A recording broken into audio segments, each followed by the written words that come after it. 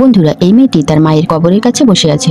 তখনই সে তার সামনে অদ্ভুত কিছু লক্ষ্য করে। সে তার ক্যামেরা বের করে সেই জায়গাটির একটি ছবি তুলে। সে ছবিতে অদ্ভুত কিছু দেখতে পায়। এতে সে একজন মহিলাকে দেখতে পায় যে তার কাছে দাঁড়িয়ে আছে।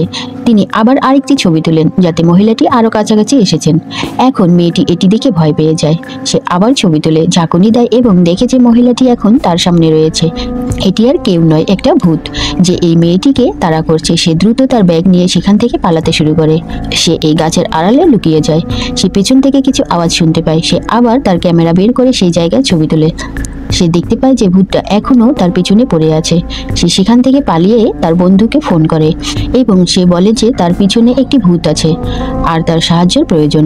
তার বন্ধু তাকে বলে যে তুমি তোমার বাসায় যাও আর বাড়ির সমস্ত জানালা এবং দরজা বন্ধ করো এবং চারপাশে লবণ ছিটিয়ে দাও, এতে কিছু আসতে পারবে না।